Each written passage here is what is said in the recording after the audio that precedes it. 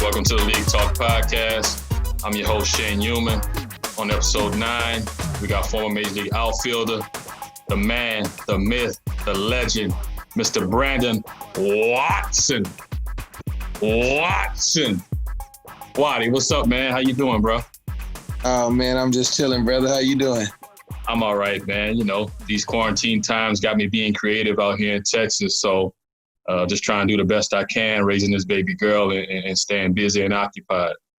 Yeah, I hear you on that. I'm doing the same out here in Cali, man. Just, getting to be at home with my kids and my wife has been crazy, man, because usually, we travel a lot.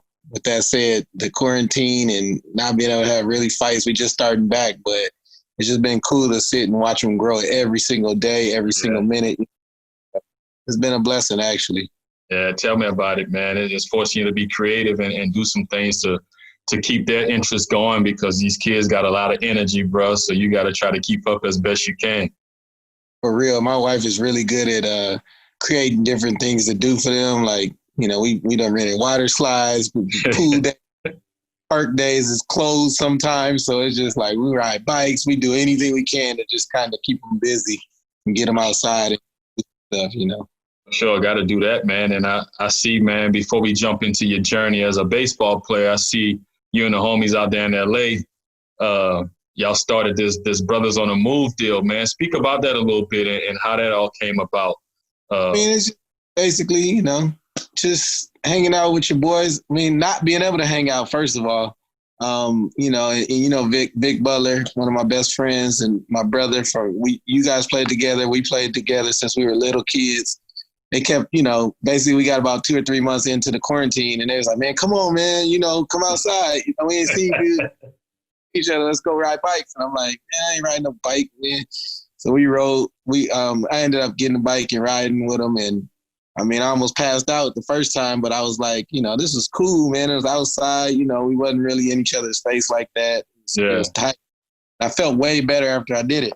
So we started doing it each weekend, each Sunday. We just, Sunday mornings we ride together. There's probably like 4 or 5 of us. And then, I ain't going to even, I fast forward to now. We basically started this thing called Brothers on the Move. And it's just a bunch of positive brothers just riding bikes and hanging out and professional men just kicking it and just fellowship. And we literally ride bikes and we make sure everybody, talks to one another, gets to know each other, because you never know who you ride next to, kind of thing. Way to just kind of fellowship and hang out, man, without being all in somebody's face, but also learning the people, something. You're spending crazy money to do so. You ain't got to spend no money to hang out like that. Exactly. It's a free thing. It's just, but we're going to take it to the next level now. We kind of seeing that we got this platform and that we're going to be able to use it in different ways, but we're going to do stuff in the community and feed the homeless and just use our platform to do good for the inner city and the youth, and do different things to, create different things for them. So. Sure, man. That's what it's all about, man. Y'all always creating and doing some stuff out there, man. I see you got the T-shirts now. You got a logo. You got the social media going with Brothers on the Move. I wanted to wear my Team Watson T-shirt today, man, but my old lady, she stole it. The only time I see it is when she wears it. So, I couldn't support the fam, man, today. Yeah, I get shirts out there. Brothers on the Move and Team Watson. I'll get you some more. For sure, man. My Brothers on the Move shirt, but I had my boy Deontay Wilder on the day, man. I was just like, that's my guy. My man, 50 grand. So, For just sure. rock. Yeah. The bronze bomber, man. But I know you're doing a lot, bro. You're a busy man. Again, I appreciate you taking the time out to chop it up with me on the League Talk podcast. So we're going to dive into Brandon Watson, the young Brandon Watson, the guy who became a Major League Baseball player. Talk about, man, growing up in L.A. You grew up in Los Angeles, or you grew up in Inglewood? Where'd you grow up at? Oh, so originally I was born in L.A. As a baby. Grew up the first couple of years. Then I moved out to a city called Claremont when I was about, like, let's say 4 or 5 years old. And then I stayed there for about four years. My dad moved us out. It's like a little further out, you know.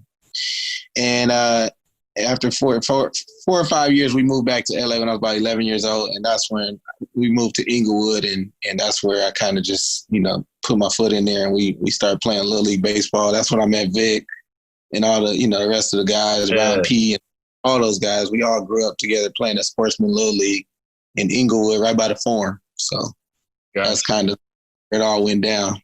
Coco, Yeah, Coco, Brian Barton too. Huh? Was he out there? Yep. Barton. Yep. I got a lot of ballers.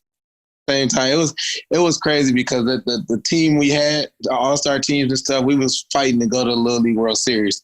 But you named that's like 5 guys that made it to like the highest level of baseball, and we all played in the same time, you know, at this Little League park. So that just shows you how much talent was at this park. Yeah, that's crazy. It sounds similar to Mike Bourne. I had Mike Bourne on a few episodes back, and he was talking about where he played at with Carl Crawford, Jason Bourgeois, and all those boys. Yeah, so think about that. It's kind of the same thing. So you started at, how old were you when you started out playing Little League? You started from T-ball?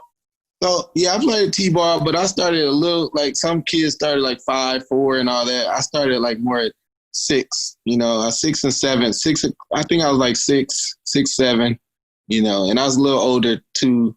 Now the youth, they start real early, like 3. I was out there 3 years old. The ball just, you know, rolling around and they jumping on the ball. I'm like, I don't know what I'm doing. My son's like, I want to play baseball at 3. I don't know. Like, that ain't, I don't know. We got to talk. But sure, I feel you, bro. I feel you, man. That's crazy, brother. But that's around the time we all start 5 or 6. But like you said, 3 and 4 years old kids will start now. That's just a way for them to burn off energy and be around other kids to have a little fun. Do some soccer or something just so they can. Baseball, you know when you play baseball, you want to see it a certain way. You know what I'm saying? You want to see the game played right. So, like, it's hard. It's going to be tough for me as a parent. I go to my nephew's game or my little cousin, you know, like my cousin's little sons or whatever. I'll be looking at, man, like, you got to have the right coach. At least, like, when they're not playing the game, like practice and stuff like that, you want to be just to go out there and say, have fun. I get it, but it's like, man, we out here. We might as well get some work done. Get it right.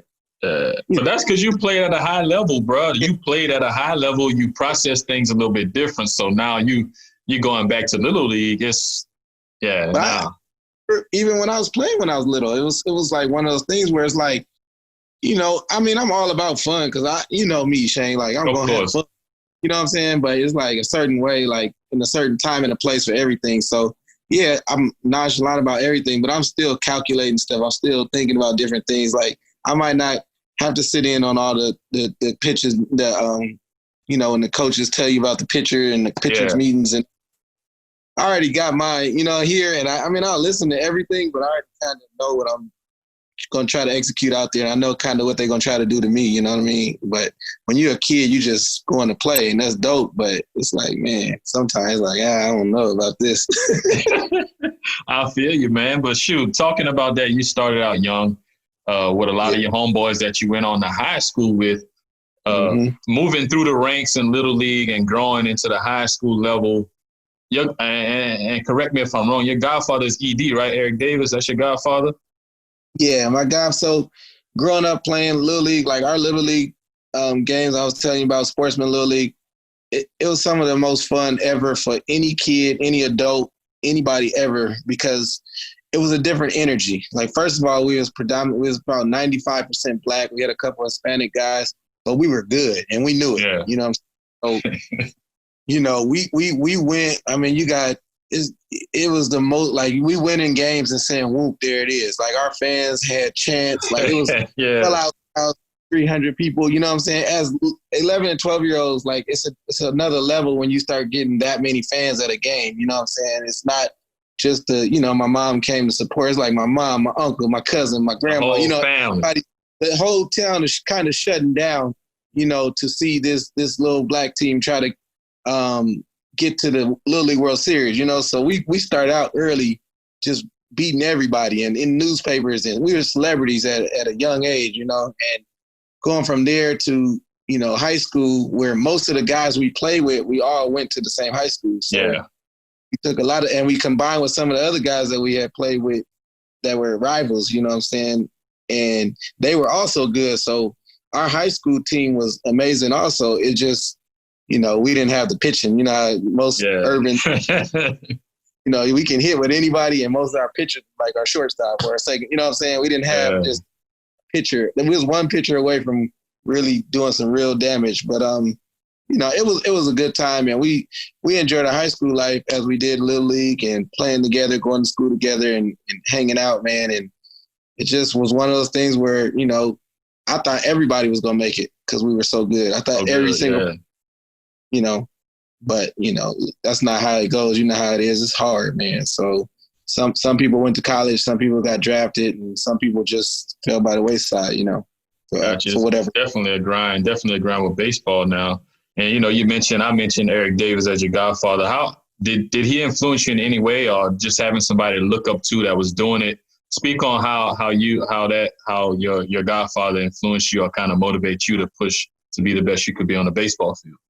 Well, the thing is, I gotta give a shout out to Eric Davis. He's a great guy, man. Him and my dad together, they actually did it perfectly, because ED, we was around him and Darryl Strawberry all the time. We used to go to the program where they used to play baseball at the Hood Park with all the LA guys, and anybody that played baseball that was black would come to this park called Harvard Park. They did a special on BET called Harvard Park, and Eric Davis and Darryl Strawberry started it, and it was another guy named Chris Brown.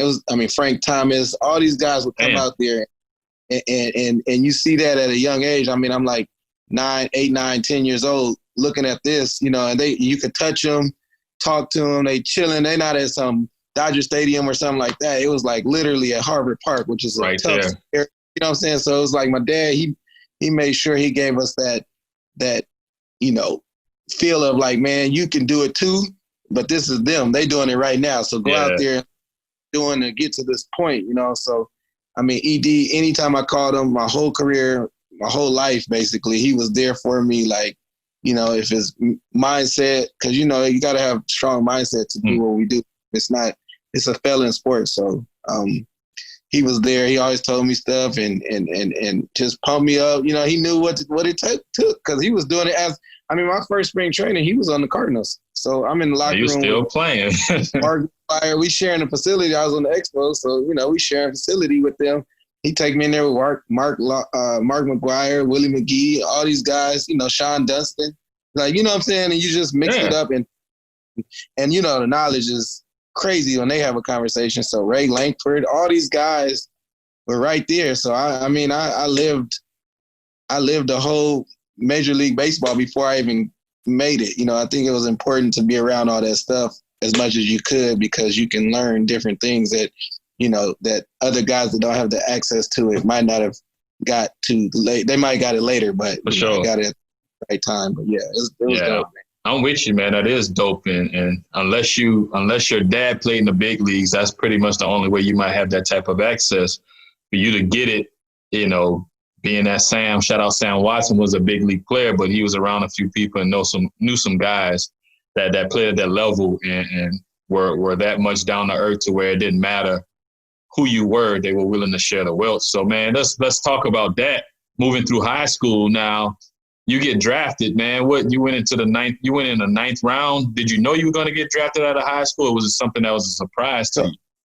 So we went to the I didn't play a lot of AAU ball or summer ball, select, all that stuff now. And I didn't get to play on all the teams like that. But I always was top in average and hits and all this stuff. I had the same consistent, drive my whole life, but I don't know. I just played. I didn't really know. You know what I mean? I didn't know what to do. I did good everywhere I went. But so it was a guy by the name of Al Cowens. He's an old Kansas City Royal.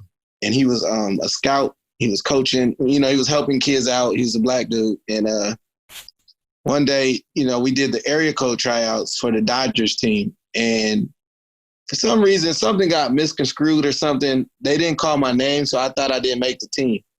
But I missed the next practice, so I they basically messed up and didn't say my name, but they should have. They messed up. Yeah. They didn't know that they called me, and I didn't hear my name, and everybody knew. They was like, damn, they didn't let you come, you know.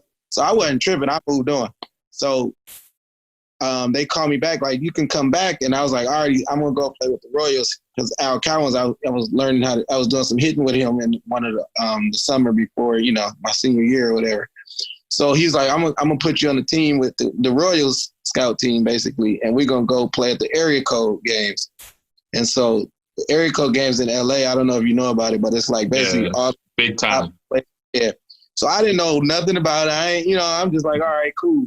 So we go like to Long Beach, where Long Beach based Blair Field or whatever the name of baseball field out there is. And I mean, when I tell you it was like 1,000 scouts, you know, it wasn't no real fans. It was a couple parents, but it was all scouts. So we ran the 60. We played a game. Like Pujols was there, Josh Hamilton. Who else was a big stud? It was some big names there. Was Josh Beckett in that draft class? Exactly. He was there. So when he pitched, it was 5,000 scouts. You know, it was like all these scouts. So we played. I had a really good area code or a decent area code. You know, I went like, I think we played 2 or 3 games. I went like 5 for 12 or something. Like I had a good showing. I ran a decent 60 time. You know, defense was okay, but it was a good showing. The next day, so that was on like a Friday, Saturday, Sunday, let's say, right? On like by Monday, Tuesday, Wednesday, I had like 30 different schools and Major League like reaching out to me through the mail, through, you know what I'm saying? They just sent their information. They wanted to know if I wanted to go to their school. Like I never had that much exposure. So it was pretty cool. And when that happened, it just opened up my eyes like, damn, they really are like talking serious now. Like, this is crazy. Like just through one tournament, you know what I mean? And, you know, that kind of put me on the map all the way, even though my junior year I had like led the state in hits and stuff like that. It just, for me, I didn't see it until after the area code. I mean, like Arizona State, LMU, all these big schools were like reaching out to me now. So, and all these scouts were reaching out too. So that's crazy, man, for it to happen just like that. But we know in the sport of baseball, things can happen just like that. Now, were you playing any other sports in high school during that time? You're excelling in baseball. What else were you doing?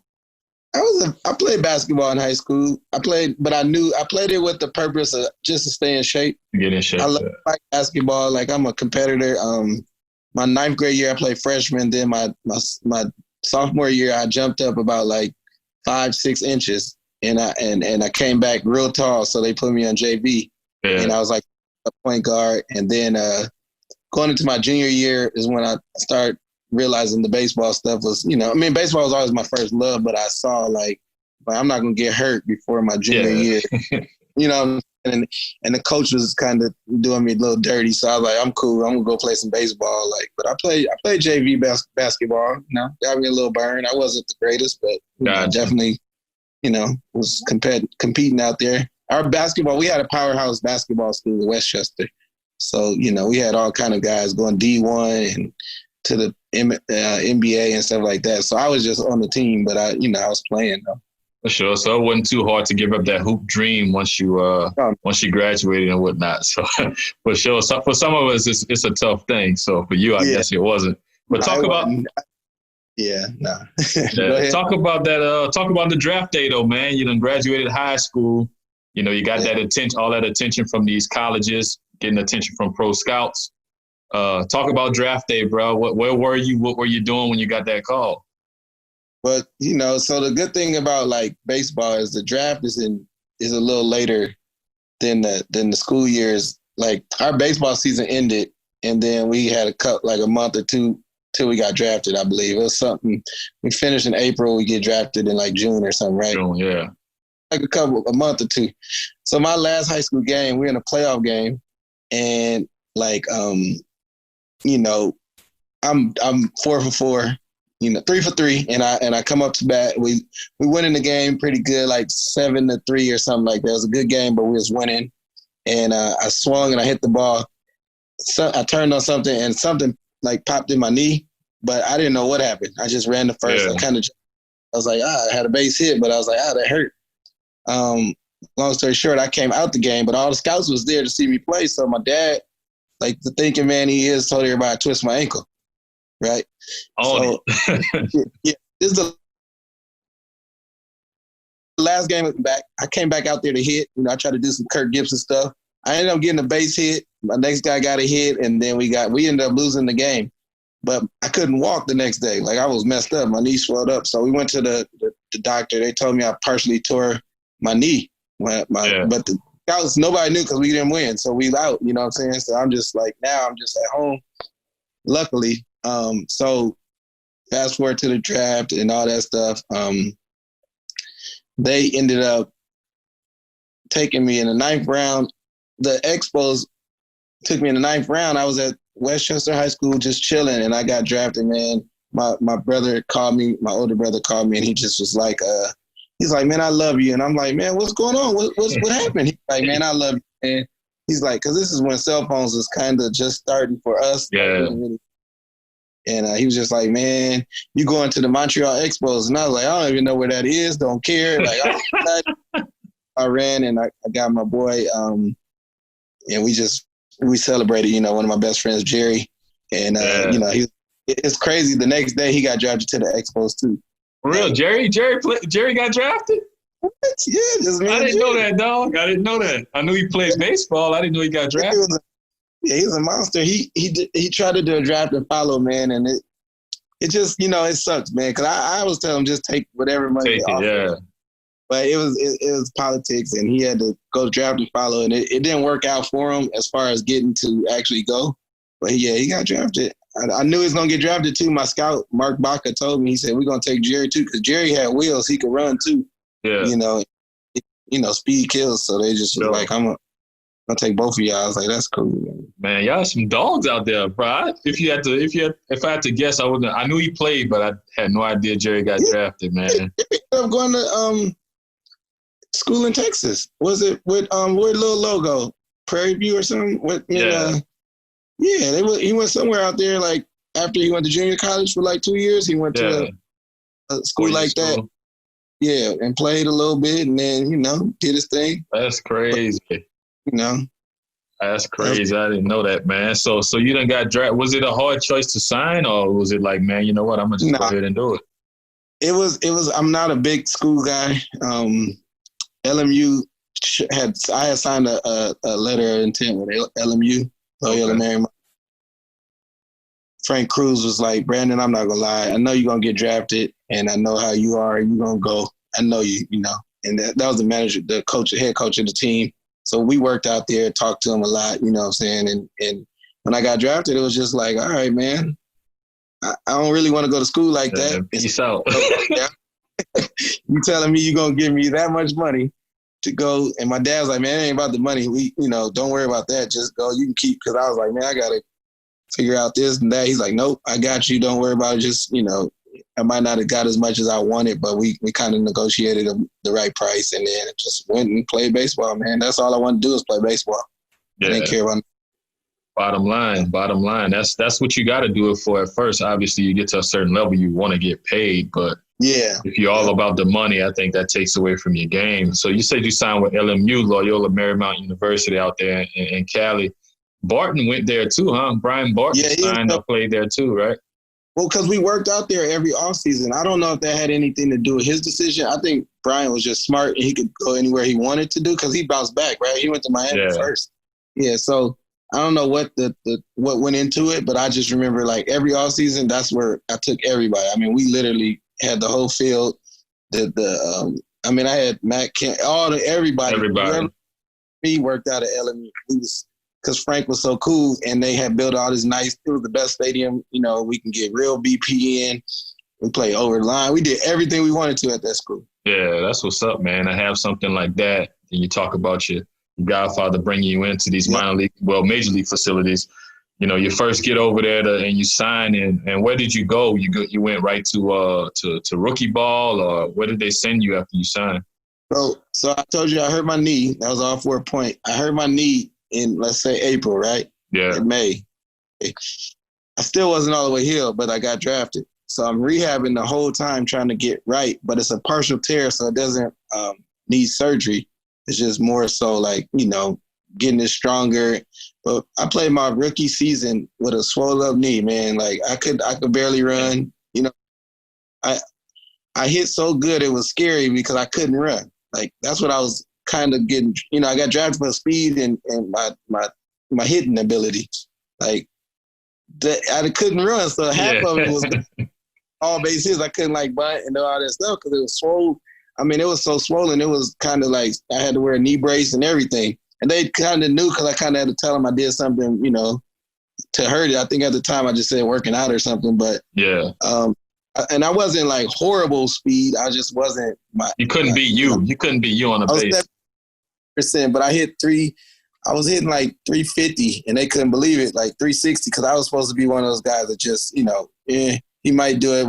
When they were explaining to me and my dad and my mom, when I was signing, it was like, okay, so you're gonna make $400 a month at this level. Yeah, no money. You're gonna go to short season, and then if you get past that, you go to low A. And I'm like, so I'm asking the dude, the scout, I'm like, so I'm gonna get a fair chance to play against everybody, like of course across the board, like whatever. Yeah. I'm gonna get my chance to win the job. He's like, yeah, of course. You know, we're giving you this money, so you know we're gonna definitely give you the most chances that you can get. I was like, okay, that's all I need to know. I don't care about all. We're gonna make $200, $300. I don't give a dang about all that. So, just give me the opportunity. Yeah, I went out there though with a little glove, ready to play some second base. And, you played the infield. Yeah, I was a second baseman, and that's all. You couldn't tell me. I didn't care who was out there, but the first day I go out there, I didn't play. I just get out there.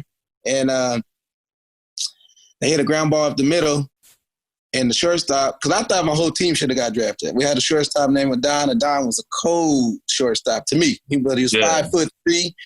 He had quick hands, threw the ball real good, everything. He was the man. First day, they hit a chopper. That's what it was, a chopper. And our shortstop came up and barehanded it, right, with big old hands, and he threw it. And I was like, who the hell is that? They was like, that's Brandon. Like, oh, shoot. Then he hit a walk-off home run, you know. But I was like, whoa, this is a different level, right? I just like had Wilson Valdez was at second base. I don't remember got though. Oh man, he made it to the majors. That was our shortstop second base combination. So they was like, yeah, you gonna move to the outfield. And I was like, man, and I saw them, I was like, okay, I see what's going on. So I did like one practice at second base. We did like some first and third drills, and I ran a couple people down, but we had a cool coach named Mo Blakeney. He's my favorite coach of all time. And Mo was like, hey, bro, here go a big glove. You ain't going to need that little one no more. And what you talking about? But I went out there. He helped me become a pretty good outfielder, man. But, yeah, it's different, man. You get out. I mean, I was like a little country dude, but I was from the city. I wore a wife beater under my jersey. I didn't know. Didn't know nothing. I just was out there, man. Like, let's get it. You know, a lot of us are like that, though. We don't know anything because you know, we may have come up, even though you was in a big city, you stayed around your friends the whole time, you know, through your baseball career. You didn't really venture out until area code, but that was for a short period. So you learned a lot as a professional, seeing Brandon Phillips, seeing Valdez. Play the middle, and he was like, I don't know if I'm ready for that one. Man, outfield sound good. Like I figured out. But I mean, I could have hang, but it's like, it's just the raw ability that they had, like, was crazy. You could just see Brandon Phillips was going to be a star from the first day, you know? Yeah. But it's just the way it is, you know? You get in where you fit in, though. Like, that's it. We were still hitting with all of them, you know what I mean? Like, position, I was figuring it out, but definitely speed, they going to put you in the outfield most of the time unless you have that crazy glove or hands or whatever. But I was kind of in the middle, decent with the glove, but outfield, I ended up all right, you know. Yeah, for sure. Well, shit, you made it to the big leagues and you didn't have too much pride making that move to the outfield once you saw those guys doing what they did. And the way Mo made it fun for us, that's why, like, when I try to go, like, talk to Vic's kids, and my boy Vic Butler coaches at a college or they coach. Like, when I talk to kids, I try to keep it fun and loose because Mo, I remember, man, the energy he had was unmatched. And he was just fresh out of playing. He got released, but he made it so it was fun. You know what I'm saying? And the way he made it fun was, okay, the drills were fun. We had back of the net championships every morning. We would try to hit the ball to the back of the net. We had a little target on there, bullseye. Like, it was just, we had good times during rookie ball because you know, as I know, rookie ball is not easy. Nobody comes to see you play. You know what I'm saying? It's sunny. You know what I'm saying? It's humid. It's Florida. Got 2 days. Yeah. I mean, you literally up there at 5 a.m. You got to be up. You know what I'm saying? And you learning how the day goes. But that get up early stuff, at that time, it was like, all right, we got to do it. But then after you get a little taste of, like, waking up at 12 o'clock, you know what I'm saying, and playing at night, it's just different. You go back to that rookie ball stuff. It's like, come on, bro, this is crazy. That's why spring training is so hard for a lot of people. Yeah, man. Grind. Think about, the spring training, like you said, and going through 6-month season is nonstop. So you're climbing that ladder pretty easy. I think, you got up to AAA in 2004 or 2003? Yeah, so each year they kind of like, they got your boy, man, because I was dominating some of these leagues, bro, and I was just, I already know. I was hitting like 390 something at the break for low A, and I was only 19, because I graduated 17, played rookie ball. 18, I won MVP of Vermont. That's when I did short season next year. And then the following, that was 2001, I believe. I was in low A in Clinton, Iowa with Grady Sizemore as my roommate and my boy. That's my dog. And, I remember, I'll never forget, Nook Logan came up to me because I'm hitting 395 for real. Like, I ain't have a lot of home runs. It was a legit 400. I was balling. 2-3 hits a game. And I remember Nook Logan came up to me. He's like, man, you Brandon Watson? And I was like, yeah. He thought great. No, he went up to Grady. He was 6'2", you know what I'm saying? Sold up out of high school, got all $2 million and shit. Because I remember when they drafted Grady, I said, well, why'd y'all do that? Why y'all get him $2 million? You could have gave me, you know what I'm saying, a little more. For sure. I didn't even know him. But Grady ended up being my roommate. We was cool as heck, have fun. But that year in Clinton, man, I was balling, Miguel Cabrera's on the other team, Adrian Gonzalez, like they had a monster house with the Marlins back then. And basically, Nook, that's how my life was. Nook thought I was Grady. Grady was, the big guy. I was the little dude. But it ended up cool. I mean, I should have got moved up, and I didn't get moved up because they were like, oh, he's still young, let's let him go. But if somebody hitting 400 for 60 games, like, come on, man. And everybody, IA, like, Brandon Phillips and all my friends were all up in high A. So I'm like, man, come on, let me go. And Mo was coaching high A. I'm like, what the hell? So then I ended up getting hurt that year and trying to play through it, which I shouldn't have did. But I hit 330. I ended up hitting 330 that season with 160 hits in low A at like 19. And 142 games. And you missed some of those 142. And I had hurt my heel, so I couldn't run. You come back too fast. You know how it go. But yeah. At the end of the day, like, I shouldn't have been there that long. And then I had another season, and I played high A, did pretty good. And then the next year, I went up to double A, twist my ankle, and I was out in the second game. But that was my best defensive year. I won defensive outfielder of the year in high A. Got moved up, and then I went to double A at like 21, I think. Oh, man, and I had 180 hits, Shane. Damn. I hit 430 the last 4 months. And I didn't even know you can go from the big leagues double A to the big leagues. I never got big leagues. I'm just like, man, they should move me up to AAA. But they didn't call me at all to nothing. They said I was this close to going to the big leagues after that year. I didn't even think about it. Like, I was just like, man, they didn't move me up. But they said that the Expos didn't have enough money in the budget. Like, I heard that. I heard that. That was around 03, 04 when that happened, right? I heard that. You're not the first person to tell me about the Expos not having enough money to bring guys up. It threw me off because that's when I was still carefree, like all the way though. You know what I'm saying? Like, because I was so young, I didn't really realize what was going on. I was, playing baseball, And so when I didn't get that call up, it didn't hurt or nothing. It just was like, I found out later, a lot of people was talking smack because I had my dad, we had did a deal and I got a CLK, a drop top. Yeah. I was in double-A. I shipped my car to me because I wanted my car. So I was in Harrisburg, Pennsylvania with a drop top CLK on some things. And they was looking at me, like, oh, he's not focused on baseball. I was like, well, if I was focused, I was going to hit 500? Yeah, that's what I'm saying, 180 hits? Come on, Watty. What they trying to tell you to do? So that was kind of my whole career. Everybody was worried about, like, what I was doing off the field. Like, he ain't really focused. I was having so much fun, but I was doing my thing. Like I said, I processed information different than the regular person, so don't be mad. Just that's matter of crazy. Fact, he was in Double-A with me that year. That's crazy, man. Him and Roberson, yeah. Yeah, you talk about that. You wasn't a guy. You was a straight-laced guy. It wasn't like you were showing up late, missing BP, stuff like that. Nah, it wasn't that at all.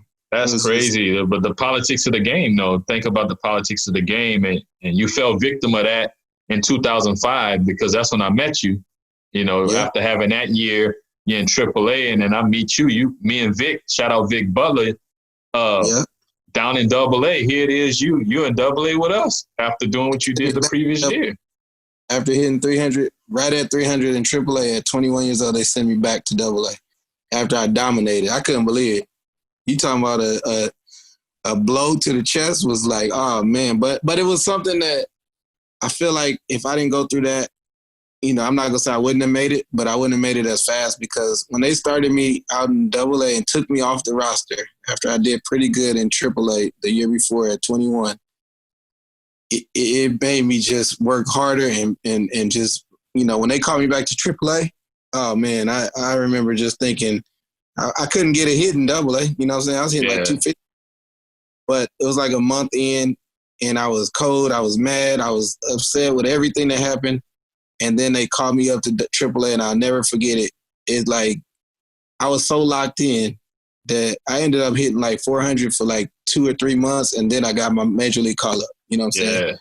That season, that couple years span was like one of those like up and down roller coasters, but like that's why you just got to try to stay consistent and ride the wave as best as possible. And I mean, I felt like I handled it well because I never blew up on nobody. I was a little like mad, but it's just, what can you do? At the end of the day, you just got to keep performing. And that's what my dad, Eric Davis, all of them, just do what you can. You do what you can control.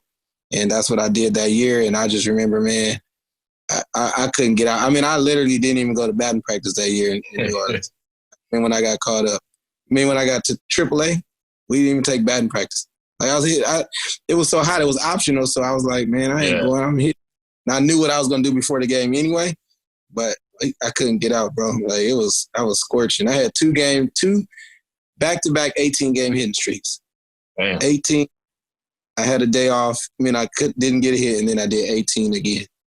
Man, so, that's what's up, man. So you talk about that in 05, and then I'm from Louisiana, so I know the heat out there in New Orleans and those surrounding areas. But 2005, man, and you're the perfect guy because you stay even keel. You don't get too excited. You don't get too pissed off. I might have seen you get mad once out of the whole time I've been knowing you.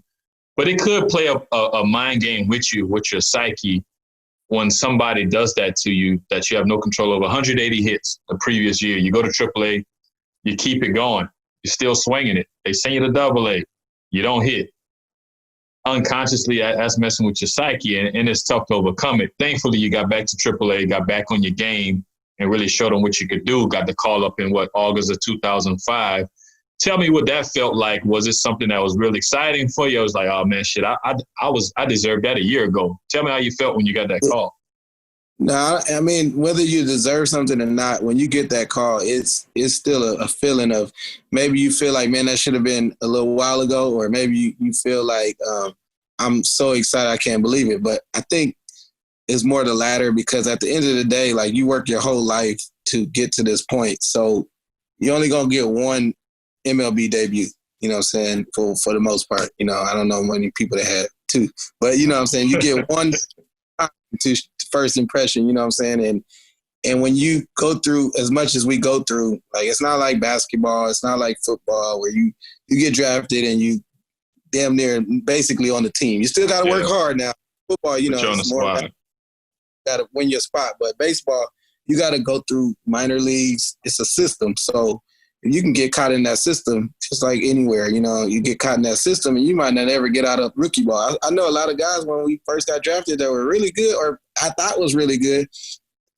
We got drafted, we played one season, and the next season, it was 5% of us that came back. You know what I'm saying? So a lot of people fans, but you just never know. You know, you just can't take nothing for granted. So when I got my call up, I was playing real good, and I honestly had tapered off a little. I was hitting 390, like I said, 400, and by the time I got caught up, I was hitting like 360, 370. Shit, tapered off. And like when I was getting 2-3 a game, they didn't call me up, and I couldn't believe it because it's a funny story. You know T. Guy, right? Terrell Godwin. Yeah. He was my teammate, my roommate, my boy. You know what I'm saying? And he played outfield. I mean, he's smacking a little more power than I had, but he was hitting like 330. You know what I'm saying? He got called up before me that year, and I was like, what? But he was on the roster. You know what I'm saying? And see, I didn't know about all these politics until that year I went through all this stuff. So when they called him up, everybody on the team came up to me like, it should have been you. And I was like, no, it shouldn't have. That's his time. Like, let's let him enjoy it. Don't come up to me while the man's standing right there. That should have been you, Watty. You deserve it. I'm like, nah, that's my guy. I'm happy for him, you know? Yeah. They sent him up for like a few days and he came back. Like, they just needed a spot. So they knew what they were doing in the sense of it was messed up because he went up and came right back. But the end of the day, he went up and made a debut. He made it to the major leagues. He could always say that. You know what I'm saying? So I wasn't no hater. I didn't get AAA until I got to AAA. AAA was a hating ass team. Like everybody's sitting there waiting for somebody to get hurt. Like I don't play like that. You know what I'm saying? Like at the end of the day, Shane, I want you to go as far as you can go. If you up there pitching, I'm not going to be sitting there wishing that you get hurt because I'm a pitcher and I can go up for you. You know, to do bad. So I just don't have that in me. So when he went up, I was happy for him. He came back down, and like a couple weeks later, somebody got hurt or something or traded, and I got called back up. I got called up, and you know I had to sit. It was a Sunday game. They called me Sunday morning. It's like, Brandon, you gonna go to the big leagues? I was like, oh, it was crazy. I called my dad, my mom, everybody. You know, I was all hyped, but there's like, only thing is, you got to play today. So, wait, you got to play in the AAA that AAA game? Play a AAA game. The day I got caught up. So I get a call like just say 10 o'clock in the morning, going to the park. You know, we play at 1. They said, don't get hurt because you got to go to the major leagues. But the major league team has a Monday off. Yeah. So you able to sit 2 days and then come back and play Tuesday. So we want you to stay kind of sharp, play today and this Sunday, and then go to the majors on Sunday night, you know, and be there Monday. So we was in Houston. I played the game. Nothing happened. You know, it was cool. I came out the game. I played a couple at bats and came out. Get to Houston, and I'm telling my dad, I was like, this is crazy, man. We laughing, and he came out there, you know, my brother. And I'm like, I just feel like I'm going to do something special. You know what I'm saying? I don't know what it's going to be, but I just feel like it's going to be something great, you know? I mean, I literally had 1 home run my whole season, maybe. Like all So, like, you know, I grounded out my first at-bat. I'm playing left field, grounded out. Then my next at bat, I hit a double down the right field line, which was dope. You know, it was a great. You know, got some chalk in the ball still in my trophy case. You know, and then my third at bat, I you know took a few pitches and then I left. I went oppo, hit a home run, man. Watty. Oppo pop. And like you picked the smallest place to hit it. I'm like, I'll give it down. That's okay. Man. It's a home run, bro. It's a home run. Like, yeah, you hit a lot of home runs, but sorry, you didn't hit one in Houston in your debut. Like exactly. But it was really cool, man. It was a great moment. Like I said, my dad and my brother came down and shared the moment with me. And, you know, my mom had a house party, like 100 people, you know, in this little apartment building. So it was dope, man. I mean, it was just cool to see, like, you know, at the end of the day, we on Sports Center, like everybody's talking about it. I got 1 million text messages. Everybody's happy, you know?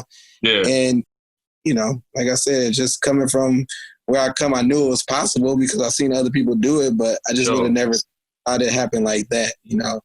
And I'm with you, man, and that's crazy. You had some of your fam come out there. Houston, great place to play, great place to have a debut, and you did what you had to do. Now, were they expecting you to hit 30 after you hit that first homer in your major league debut, or everybody knew what time it was because they know I just would get hits. You know what I'm saying? Yeah. So it was, you know, no expectations on home runs after that, but it was one of those things where you can hit them. You know what I'm saying? You just gotta, for sure, you know, take a chance at it more often. You know, and I just was. I mean, it was God though, bro. I didn't do nothing different. I look at the swing all the time, and it was just a nice, you know, short swing, and it just was it was the right ballpark, but it just carried enough to get over that Crawford box or whatever it's called. But it just, you know, it was my moment, and regardless of whatever happens in life, I always have that, you know what I'm saying, to show my kids and show my family, and just have in my heart that I know no matter what happened after that, I did it. You know, something that a lot of people don't really accomplish. That's for sure. Who did you hit it off of? Who did you take deep? So the funniest part is, you know, I can't really. His name is like Emmanuel Estacio or something like that, right? Gotcha. Was it Pedro Estacio or something? No, that's not him. He was a rookie like me, because craziest part is I faced him like 2 weeks before that, or like a week before. I kind of knew what he had, you know what I'm saying? Yeah. Like, I kind of just. I was like, oh, I remember this dude. Like, I literally had just faced him. We played Albuquerque, like I say, about 2 weeks before, 3 weeks before. Kind of recognized the dude, and I was like, yeah, he's ugly. You know, he had an ugly ball. You know, I had to look at something. I know who you're talking about. That's what's up, man. Yeah, so he threw me like a little fastball, man, and I got some wood on it. Just got out the yard. Hey, but I myself that game, you know, we playing. This is 2005, so you had Craig Biggio, Bagwell, you had the Killer Bees, basically, Berkman, you know, all those guys, right? So they had a big moment in that game, and I just remember, like, standing in the outfield, and they was going, Biggio, and as a fan of the game, you know, I don't, like, have a favorite player or nothing, but I know Craig Biggio, you know what I'm saying? Yeah, of course. And it was so loud, I was doing it myself, but I was like, fuck, snap out of it. Shut up, man. Biggio. Oh, shit. Crazy. You thought you was watching the game on TV on the stands. Really out here, man. This shit crazy. Yeah, that's what's up, man. That's what's up. So you finished that year 05 in the big leagues. You go back to camp. I finished it, but we went down. You know, that's when that hurricane hit, right? Yeah, Katrina. That's right. Went down, and they told me I was going down. I got off to a little after that game. I had a few hits. I never struck out. I was putting the ball in play, but, you know, it was a little bit, you know, facing Pedro Martinez and Oswald, Pettit and all these guys. You know, it was a little tough on me for a second. You know what I mean? I had to figure it out, but before I could even figure it out, they was like, all right, you got to go back down. I was like, all right, cool. I'm back down, and they told us at the end of that year, like, nobody's getting a September call-up. Now, like I told you, I was hitting like three, you know, high threes. Yeah. You mean, man, this ain't right. Like, September call-ups is made for people to go up. And we ended up not even they ended up having the hurricane. We thought it was just like a drill, basically, because early in the season they said, it's going to be this big hurricane. This is like all-star break, basically. And that's like, it's going to be a big, you know, hurricane. We was like, yeah, whatever. You know what I mean? Okay, damn, it's crazy. So we all left, and they sent us home for a week, not one drop of water. So we was like, oh, okay. Then we came back. I got sent back down, and there was me and T-Guy was in the mall, and I just remember they was like, man, there's another hurricane coming. So we got a bus to Oklahoma City, and we was like, man, there ain't going to be no hurricane. They said that last time. And we got on the bus, and the morning we got there, we looked on the news, and it was like underwater and all the stuff happening in Hurricane Katrina. So I remember going, dang, that's crazy. Just there. And they used our facility to, like, have everybody come and, you know, for the Army. Like National Guard and all those people came there and used the stadium. Stafford Stadium. And then they was telling us that we wouldn't get caught up, but somehow, some way, man, I snuck back up there. They called me back up. I was on third. He said, you going to the big leagues after the game. I said, man, God I'm so happy to leave. Boy, like I wasn't coming back. A lot of people didn't pack like that. So, yeah. They said when nobody's going up, I was like, man, I better be going up. I'm around everything. You was swinging it. You was playing your ass off. So you should have stayed up there and not get sent down. That's crazy. So that happens. And it seemed like they were just messing with you, Watty, man. For some reason, they pull your leg, man. It was like I was ahead of my time or something, man. I honestly don't know what it was really about, but I do know, like, I had different situations that would be like, you know, we can get fast forward into the next year where, you know, I win the job out of spring training and I'm led the spring training to hits and stolen bases, you know, and I was balling, like, you know, winning my job against other guys. I get the starting job for opening day and I get 6 games, you know what I'm saying? Yeah. Like I said, Pedro, Glavin, Pedro. Then we played the Astros. We played Oswald, somebody else. And then we came back, faced Pedro again, and all these people. And I'm still trying, you know, I'm 22 years old, 23 years old, trying to figure it out. I ain't saying I was like off to the hot start, but, you know, after 6 games, I'm like, come on, man, I deserved a little, you know, like I ain't looking overmatched. Like I didn't have a bunch of Ks. I just wasn't really getting hits. They wasn't falling for it. Yeah, and then I go back down and tear my shoulder, come back up. I got took off the roster after I tore my shoulder, and then I'm like, man, this ain't right, man. They took me off the roster. I got picked up by the Reds. They tell me the day of August 30th, on 31st, going to September 1st, you're gonna get called up to back up King Griffey Jr., kind of just be a pinch runner. I'm like, I'm cool with that because I'm thinking like at that time, minimum was like whatever it was. I'm like, that's 60, 50, 60, 70,000 in the bank that I'm just going to go there and get easy money from King Griffey. You know what I'm saying? Man, we playing against Vic and them in Indianapolis. I was there. I was in AAA that year too. Pass ball to center field on a stolen base, and I tried to run and get around the ball, twist my ankle, man. And I that's the first time I cried, man. I was in my room, I cried, boy. So it just was like, damn, man, I got all this stuff going on, and I just wanted to get back where I wanted to be.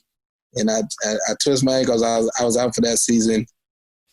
And then the next year, I really didn't have a team, man. I ended up with the Tigers. And then I did okay. You know, big league camp, I did good, but then I was going to play, doing good, bro. And then all of a sudden, like I'll say if I was hitting like 270 to 280, somewhere in there, and there was a dude named something Espinoza, and he had hit like 180 the year before.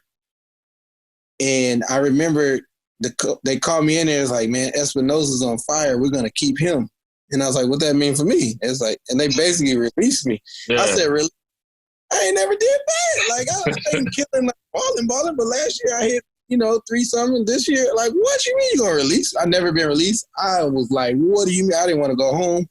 So I went to Orlando. I was in Lakeland. I went to Orlando with Trevor Ariza. Trevor is my boy, so he was on the Magic. I'm like, my dad, I ain't going home. That's embarrassing. I was like, I'm gonna wait here until, you know, because I ain't released. Like, I ain't on no team after spring training broke. So I was there for like about 6 days, and Jim Bowden called back and was like, hey, we got a spot open for you in AAA if you want to come. And I was like, all right, cool. And I went out there. I didn't really want to go mess with him, but I was like, you know what? I want to go play some baseball. You know? Yeah. So I went out there, and the first 9 games I had a hitting streak. You know, it was great. And then, because we moved to Columbus, and then I broke that hitting streak, and then that's when I went on a 43-game hitting streak. So I went 52 out of 53 games I had a hitting streak. That's crazy. I remember all of those times, especially 06, because Marcus, your brother, was out there, I think, in Norfolk. He was doing those tours with the concerts. Yep. And he rode with me. I don't know if it was from Louisville. He rode with me back to Indy. So we was all hanging out at the end of the year that year. And then 07, I see you again in AAA. You get the hit streak. How did that feel, man? Briefly speak on that. When you just locked in, you've had an 18-game hit streak, another 18-game hit streak, a 9-game, and then you went on that 43. Talk about how you felt with that. It's like crazy, Shane, because like I consistently can put the ball in play. So most of your hidden streaks are with guys that are like kind of like me in a sense. Like have different ways to get on base. Because it's very hard to hit line drives and get a hit every time because you just, you don't know where the ball's going to go. All you can do is just deliver a good swing, right?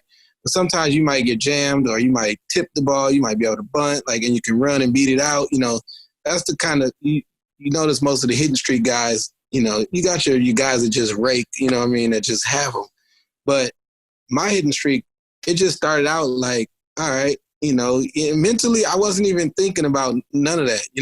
I know I ran off some crazy streaks in high school. I was 13 for 13 or 12 for 12 or something like that. And later on in AAA on the Reno, I went 18 for 23. But I knew I could get hot. But, a hitting streak is long. You know what I'm saying? This every game you get one hit. Yeah, so getting a hit. I mean, coming into that, I just was mad because of what had happened, everything that had happened. So I was like, I'm just going to do what I do, you know what I mean? So I had been in AAA before, and I had flew, I had did everything. So nothing really fazed me, and I felt like they was trying to sleep on me a little bit. So I just started out, when I got to double digits, I got to 15, and my mom was like, they got a record I was reading. It's 23 is the 23 is the record. I was like, man, I can beat that record. That ain't nothing. And she was like, really? I was like, yeah. So then I got that one. And I was like, she was like, dang, the real record is 43 games. I was like, nah. I was like, you pushing it now, but I'm getting a hit. I don't care. I'm locked in. I'm getting a hit. Yeah. My mindset wouldn't let me. I only got to 0 for 4 or something the last at bat twice during the hitting streak. Because I knew when you pitching, this is my, I'm going to tell my peoples, what I'm saying, because I like their pie. But when you first start out a game, Shane, and I'm say I'm batting leadoff, and you come out the bullpen, you wipe yourself, you know what I'm saying? You got to get into the game. You don't start. Most people don't start. You're not a closer. You don't have to come in ready to go. You got to be long. So that first at bat, you kind of just trying to get your feel and figure out what you're doing, right? That's when I get you. You know what I'm saying? I'm getting my knock early because I know you ain't. Yeah, I'm going right back up the middle, baby, or I'm going in the 6 hole, you know what I'm saying? Oh, you might choke you one. You might lay one down, homie, huh?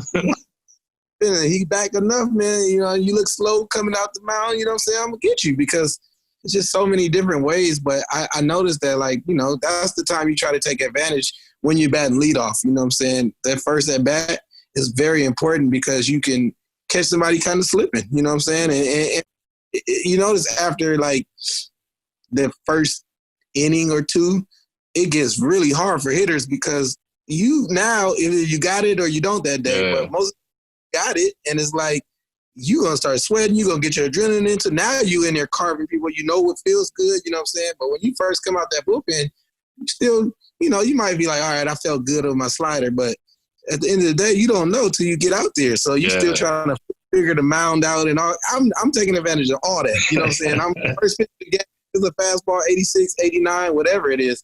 I'm gonna go ahead and get, and they kiss my butt about that taking and trying to see pitches for the team and all that, man. Yeah, okay, my job is to get on base. Get on base.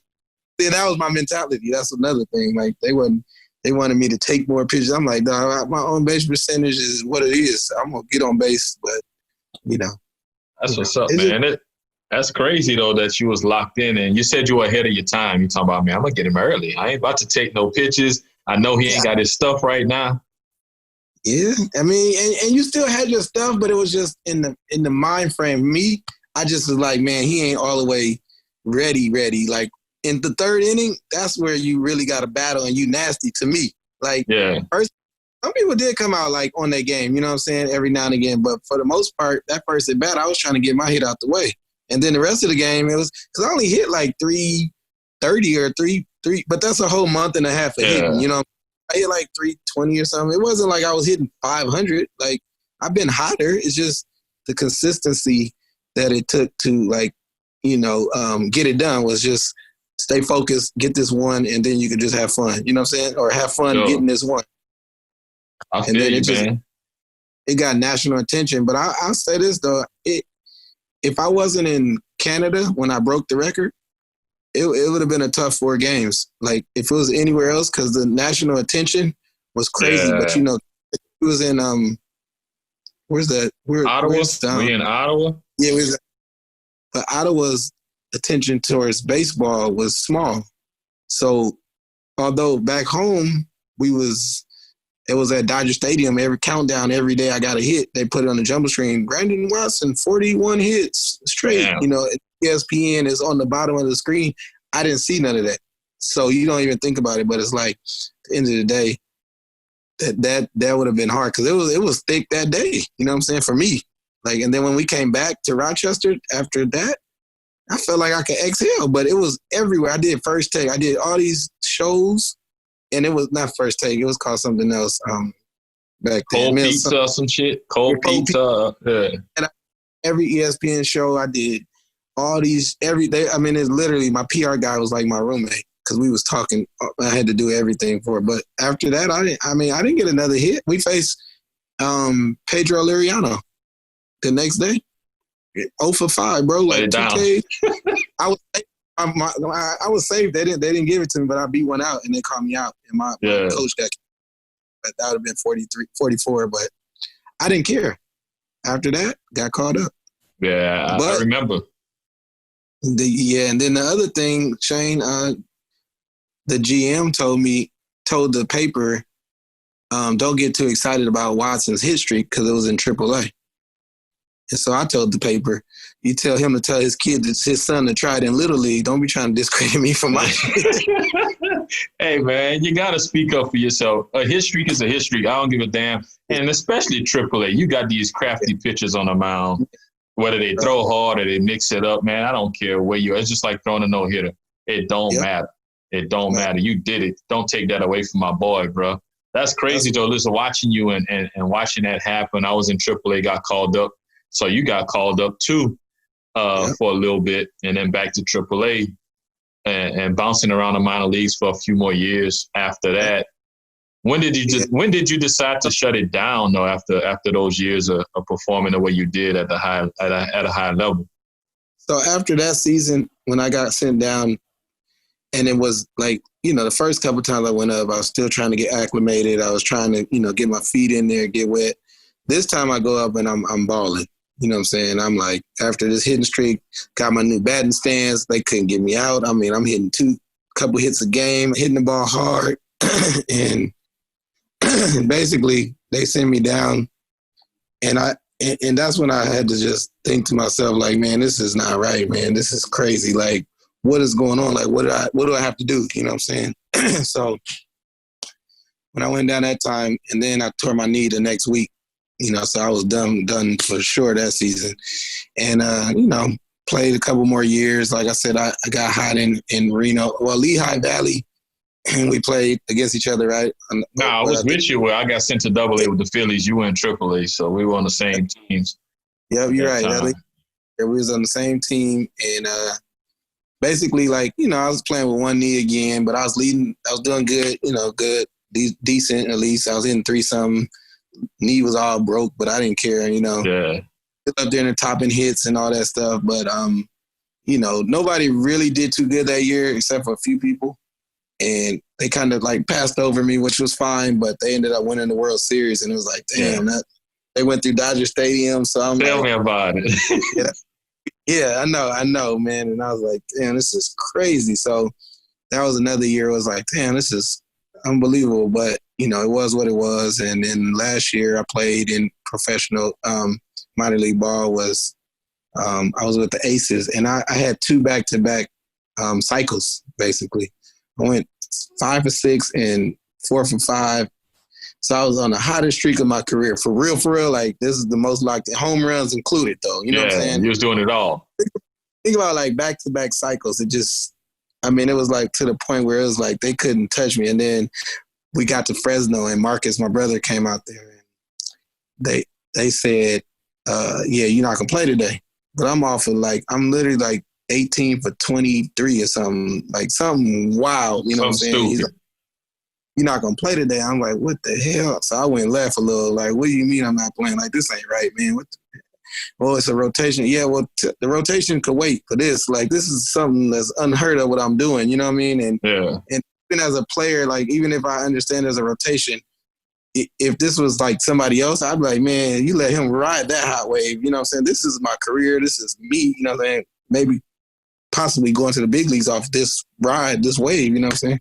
So when they benched me, man, I had no reason. I had nothing left, man. And that year I hit like 280 or something, but I didn't even care. Like it's just all after that, I didn't play that much, you know, 'cause I kind of got into it with the coach or whatever. So I went to my little independent team. I sat out a year and then came back after like a bad spring training run with like the Chicago Cubs did me dirty.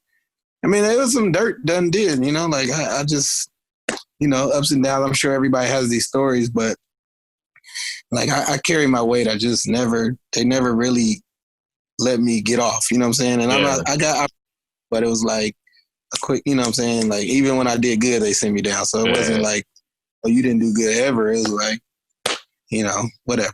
So, I went to Newark. I played in Newark and then, you know, kind of just let my stuff go there. And the umpires coming up to me telling me, oh, man, you that dude that be on TV with the fights. And I was like, what the hell? Baseball. They starstruck. So that's kind of where I left it in Newark, where I played a good season with Rock Reigns and all them boys. It was fun, but just that's crazy, man. That's crazy, man. You did your thing, and I watched it once I got to know you a little bit, and it's a shame that as soon as that fire gets lit, seems like these teams and the powers that be blew it out. You know what I'm saying? They didn't really allow you to catch fire like you probably deserve the opportunity to. And you said you bounced around the minors a little bit, played in Newark, decided to shut it down. And then you have been doing it even in the off seasons. And now you're really diving into the boxing game. How did playing ball prepare you for what you're doing now? I know you have Sam, your dad, who has been doing it for probably almost 40 years, if not 40 plus years. So you've been around that your whole life as well as the game of baseball. So how are you able to take some of the stuff that you got from baseball and then implement it to what you're doing now in the boxing game?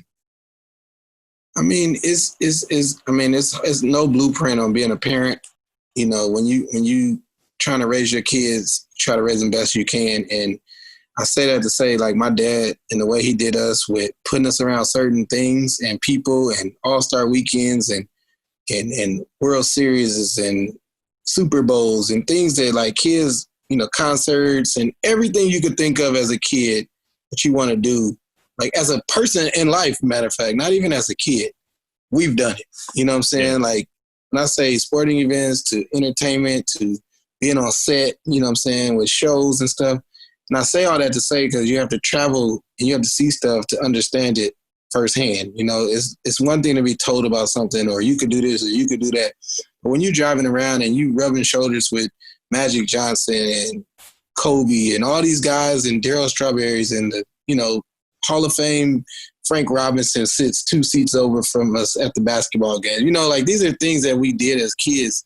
MC Hammer, he's on the biggest world tours, but we right there with him. Beyonce, whoever the biggest stars you ever want to think of, we've been around them. So when it was time for your time to shine, it's like, damn, I've been doing this my whole life, so it's nothing new. You know what I'm saying? So you don't really get the stage fright or the jitters. You get, you know, you anticipate a lot. So, I mean, it was like playing baseball was great. So then coming out of it was even better because it was like now I can save my body a little bit and I'm help my dad and my family's business, you know what I'm saying?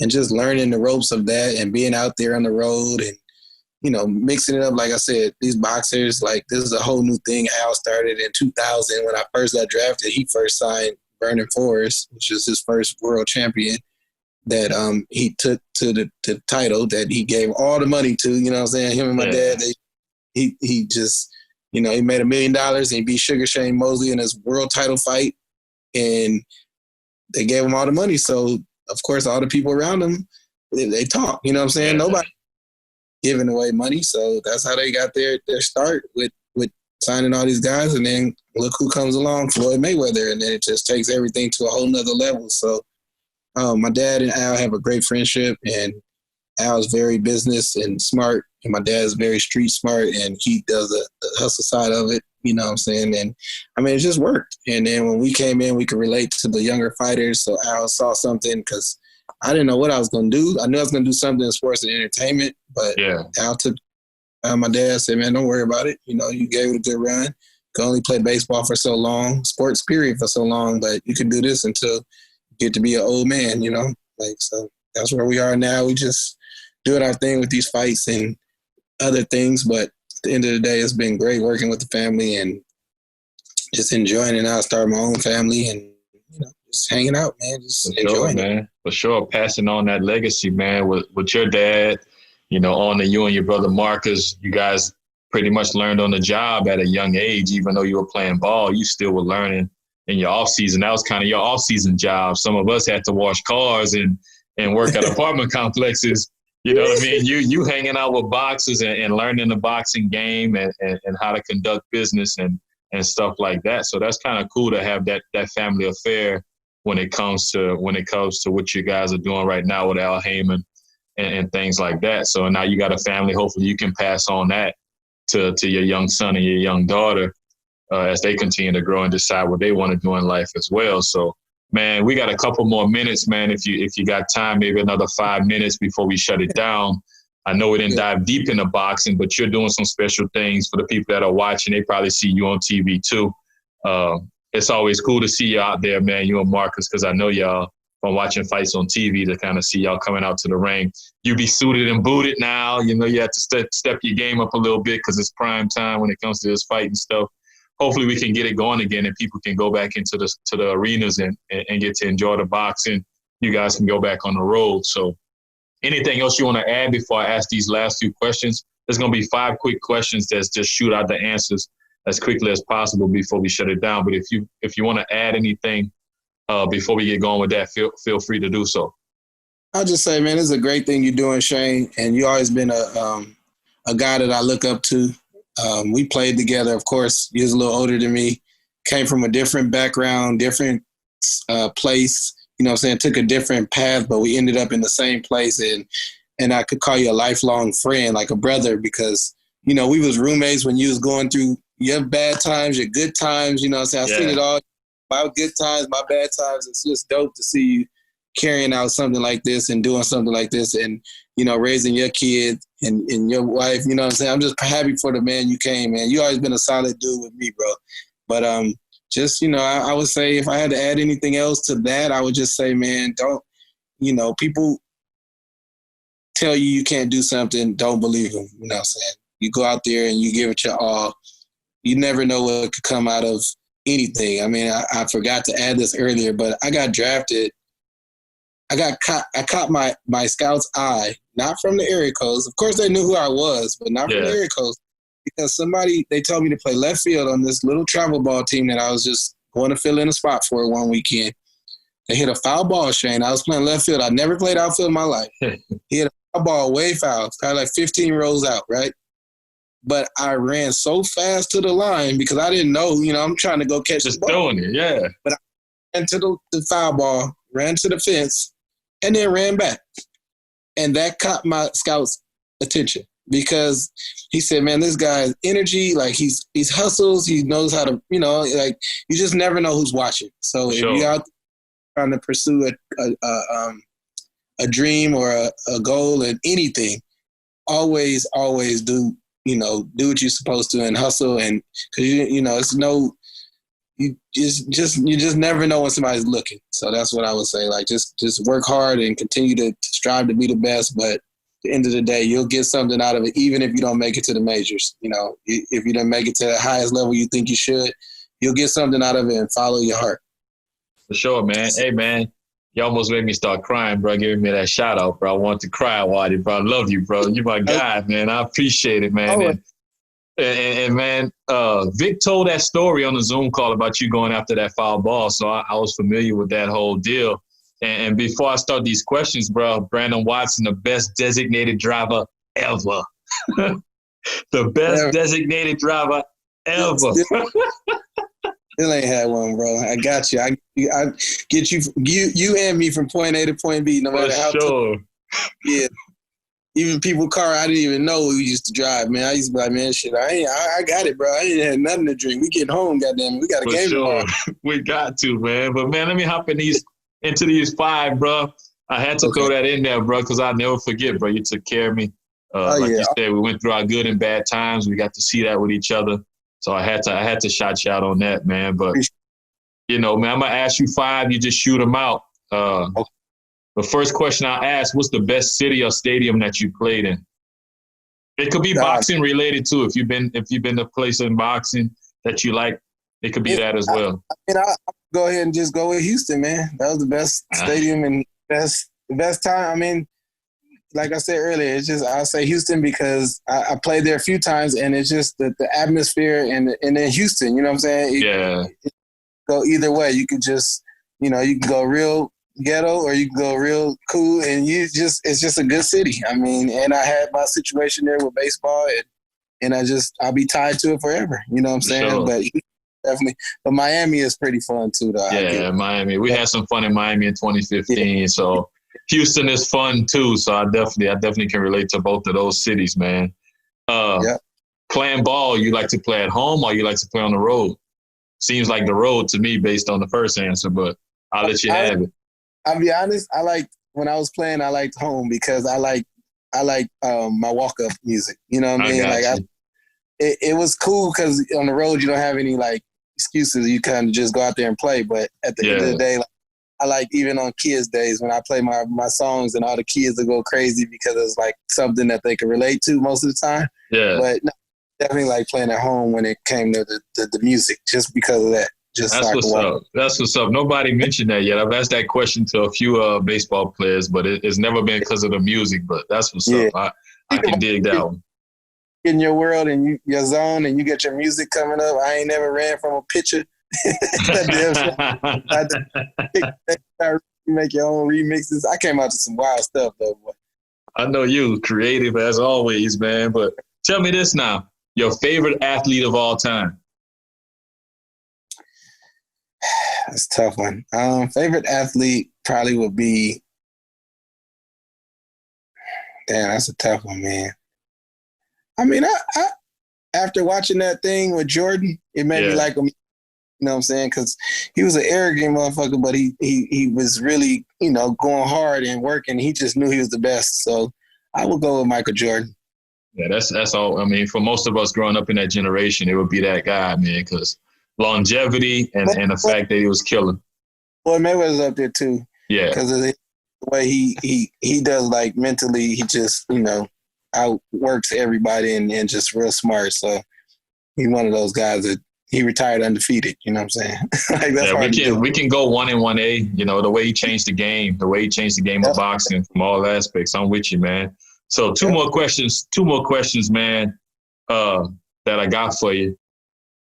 Made it to the big leagues. Family was behind you. Baseball card, video game. Which one you like the most? Baseball card, your baseball card, or see yourself on a video game? I think I'm going to have to go with video game only because when I was a kid, we played the video games. Well, we collected cards too, but just not having to create my player was pretty dope. Yeah. You know what I'm saying? It's just something that, you know what I'm saying? Like when you make a player to be on the game, you tell them your height, your weight, how fast you run. But when it came with the game, it was like another level. I mean, it was a cool thing too to get a baseball card and be like, damn, this came in the pack. You know what I'm saying? This is my. But being on the game was pretty exciting. That's what's up, man. Video games are always tight. So last one, man. The thing you like most about what you're doing now? Thing I like most is it's not a traditional 9 to 5. So like I kind of freelance a little bit and I like doing it with my family. Like my dad and my brother are like two of my best friends, take away my mom and my wife and my kids. But at the end of the day, how many times do you get to work and travel and chill with your dad and your brother? It's very hard to do. And it's not a job where it's like, okay, this, boom, boom, boom, boom. It's like, you know what I'm saying? I can kind of float and do other things as well as, the stuff that we got to do in the boxing world. So I just enjoy being able to talk to my dad about business, talk to my brother about business, but it's my brother and my dad. So it's not, we have our times where we might go through some stuff, but it's not like, you know what I'm saying? we did it. We get to do it together and build and help Al keep creating these crazy events and, you know, put our 2 cents on here and there and just make sure everything flows. So it's pretty cool to work with my family. That's what's up, man. That chemistry is important, man. So before I let you go, man, anything you want to let us know that's coming up, especially in the boxing game or with Team Watson?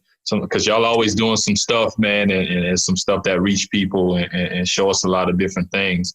And, you know, with Brothers on the Move, I know that's growing, but from the boxing side, hopefully you guys can do more. We got, so, you know, we took some time off. We just started back last week. I just hope it starts to get back to the normal. For sure. We get some in a stadium somewhere. But, you know, Wilder's going to get his rematch with Fury at the end of the year, hopefully. You got Tank versus Leo. That's going to be a good one. Yeah, I mean, we got some fights. The Charlo brothers, they just announced their fights. You know, they down there in Houston doing their thing. They got some big fights. Both of them are in really good fights this time, and it's like a split double header. So that'll be dope. Fox is about to release theirs. It's going to be fights every weekend starting out now. So stay tuned. Support PBC. It's on Fox and Showtime. Going to be some great fights, great cards. So we get back to being in the stands and hanging out and, you know, flying in. We get you to bring your family out, man. You know, sure. Hang out a little bit at these fights and just enjoy, man, because life is short and, you know, you got to enjoy it while it lasts because you just never know these days, man. But like I said before, man, you've been a solid one since I met you, man. I appreciate you. I'm happy you got your stuff going.